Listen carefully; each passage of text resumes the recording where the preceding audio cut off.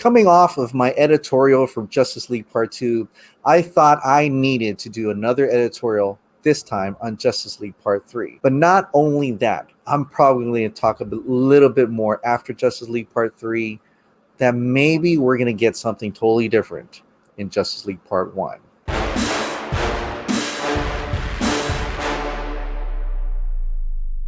As a review, coming off of Justice League Part 2, we are knee-deep getting into the Nightmare Vision now. Lois just got murdered by Darkseid. Superman, probably at this point in time, turns evil, chooses to put on the red and blue suit and go wreak havoc upon the world. This is the Nightmare Vision that is Justice League Part 3. Where he saw the fucking scorched earth and parademons and all that shit. That was going to be the entire third movie. The hero's last stand against Darkseid and the forces of Apocalypse. Holy fuck.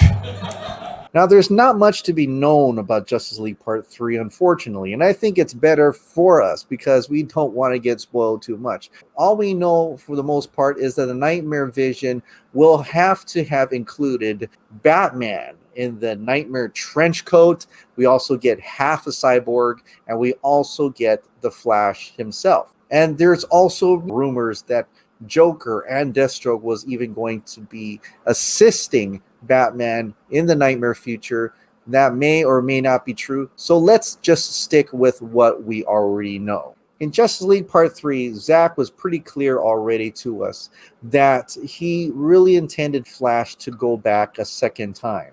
And he explained it at the Art Center when he talked about the Justice League he never really got to do. So there's always they had two windows, right, to do the jump. And Cyborg says, which of these two windows do you think we should use? And Bruce was like, well, what window would you have put me through if you didn't ask? And he's like, this one. And then he's like, use the other one. Because that one you already did, and it was the wrong one. Barry Allen was in my freaking Batcave yelling at me about nonsense. You need to put him to that other one, because that's the one that will, because he had to jump right before Darkseid boom tubes into the Batcave to murder Lois, so you have to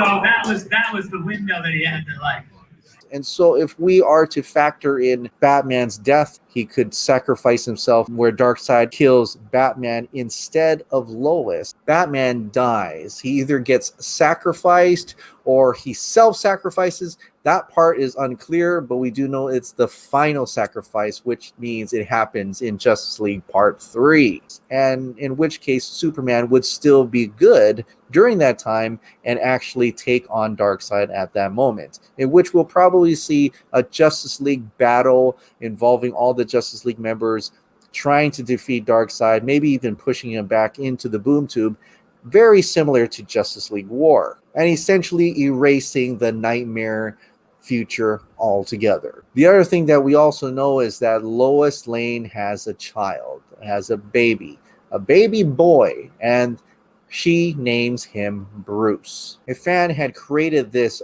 fan artwork of what he thought would be the end of the Justice League trilogy.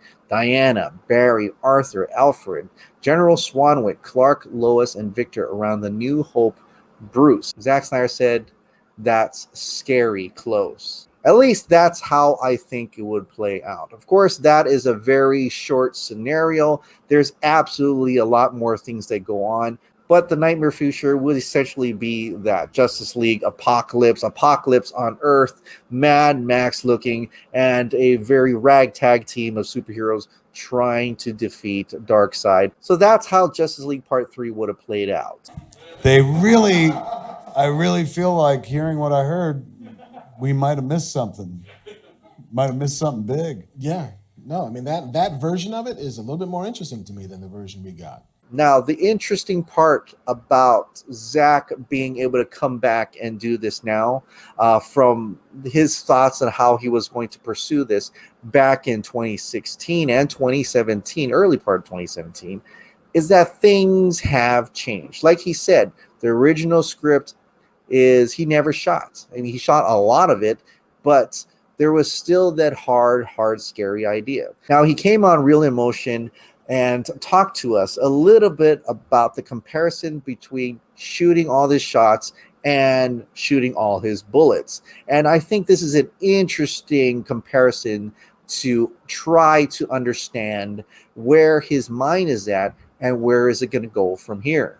Like, you shoot all your bullets, you know, like, don't save any bullets. That's like the big thing I always like, advice I would give to like a filmmaker or anybody who's doing some kind of you know, like where they think, oh, maybe I'll make a sequel, so let's not put this really cool idea in the movie because I'm gonna save it for later. It's like, never do that.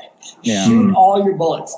The Uptown problem is like trying to make more bullets. That's a better problem to have than like, oh, no one will ever see this cool idea I had. So you, in the same vein, you're saying that everything, all your bullets that you had, that you wanted to shoot. Well, not all. There you go. Okay. Okay. A lot of the bullets got shot, but not all the bullets. Okay. Now, the confusing part about when he talks about shooting all his bullets and when he added in that he's unsure if Warner Brothers would let him do a sequel, I'm wondering if he's talking about the original Justice League, or is he talking about now, whether he'll be able to shoot enough for a sequel.